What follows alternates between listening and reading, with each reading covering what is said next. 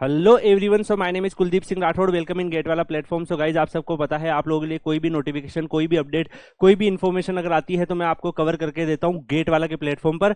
And guys, आप सबको पता है अभी बैक टू बैक नोटिफिकेशन आ रहे हैं। हर एक दो दिन में कोई ना कोई नोटिफिकेशन आपके लिए मैं लेके आ रहा हूँ।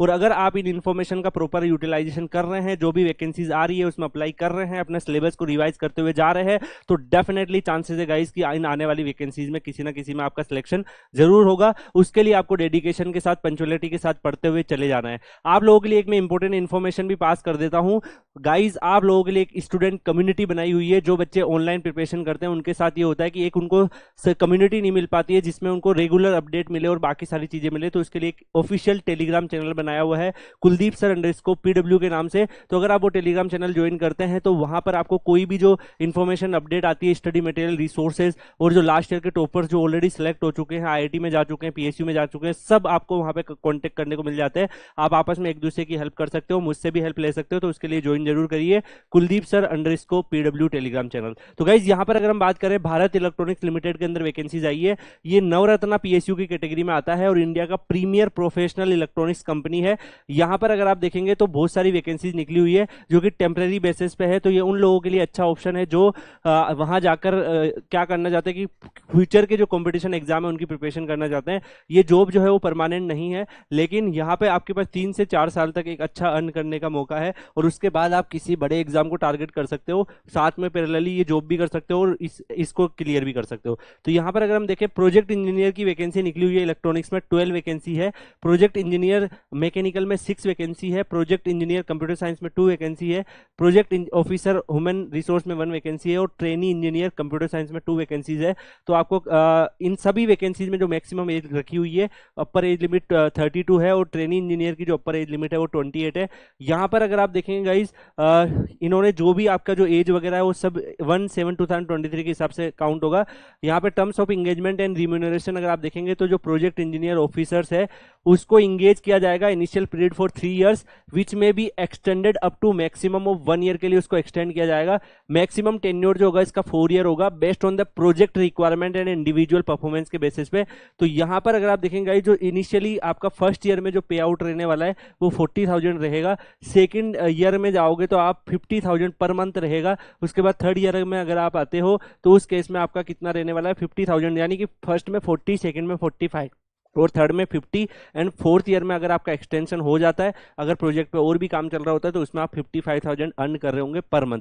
तो काफ़ी अच्छा अमाउंट है। ऐसे ही अगर आप ट्रेनिंग इंजीनियर्स में देखेंगे गाइस, तो यहाँ पर भी इन्होंने जो 2 ईयर के लिए आपको क्या करेंगे, इनिशियली इंगेज करेंगे और अगर प्रोजेक्ट जो है वो एक्सटेंड होता है तो उस केस में आपको 1 साल और बढ़ाया जा सकता है। फर्स्ट ईयर में 30,000, सेकेंड ईयर में 35,000 और अगर एक्सटेंशन होता है थर्ड ईयर में तो उसमें 40,000 पर मंथ आप अर्न कर सकते हो। तो काफ़ी बड़ा आपके पास, काफ़ी यहाँ पे आपके पास एक अमाउंट मिल रहा है जो आप पैरेलली किसी कंपटीशन एग्जाम की प्रिपरेशन करते हुए अर्न कर सकते हो। ठीक है, इसके बाद यहाँ पर अगर आप देखेंगे 12,000 पर ईयर जो है वो आपको बाकी सारी चीज़ें, जो मेडिकल इंश्योरेंस हो गए, बहुत सारे इंश्योरेंस हो गए, इन सब चीज़ों के लिए, अलाउंसेस के लिए अलग से पे किए जाएंगे। Educational qualification project engineer electronics में BE BTech BSc engineering in electronics communication and electronics telecommunication में मांगी है।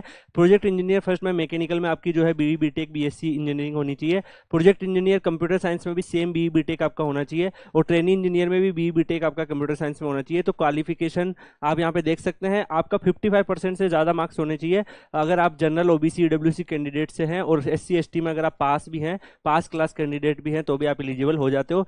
यहाँ पर अगर आप गाइस बात करेंगे तो पोस्ट क्वालिफिकेशन एक्सपीरियंस मांगा है मिनिमम 2 ईयर का, लेकिन ये मैं बताऊँ ऑलमोस्ट सभी लोगों के पास होता है। अगर आपने टीचिंग और रिसर्च वर्क कर रखा है, जैसे कहीं पर आपने पढ़ा रखा है, वो एक्सपीरियंस भी काउंट हो जाएगा।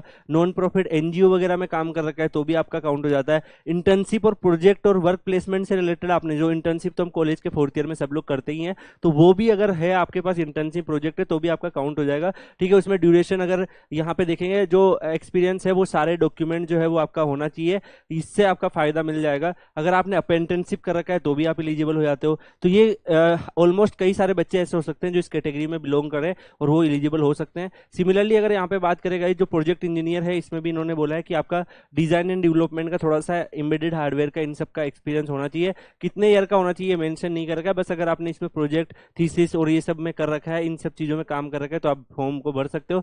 आपके पास ये पूरा का पूरा ऑप्शन जो है वो रहेगा। ऐसे ही बाकी सब चीज़ों के लिए बता रखा है। अप्लाई करने के लिए आपको क्या करना है गाइस, की जो इनकी ऑफिशियल वेबसाइट है BEL, उस पर जाना है। वहाँ पे आपको इसका नोटिफिकेशन और एप्लीकेशन लिंक मिल जाएगा। मैं टेलीग्राम चैनल पे इसकी PDF भी शेयर कर दूंगा और एप्लीकेशन लिंक भी शेयर कर दूंगा, तो आप लोग इसमें जाके अप्लाई भी कर सकते हो। एप्लीकेशन फीस के बारे में अगर हम बात करें गाइस, तो जनरल EWS OBC कैंडिडेट जो है उनको अमाउंट 472 जो है वो आपको पे करना पड़ेगा, जिसमें 400 एप्लीकेशन फीस और 18% GST है। ट्रेनी इंजीनियर जो है उनको भी यहाँ पे अगर आप देखेंगे 177 रुपीज़ पे करना है, जिसमें 150 आपका एप्लीकेशन फीस और 18% GST है। तो ये फॉर्म भर के आप जा सकते हैं।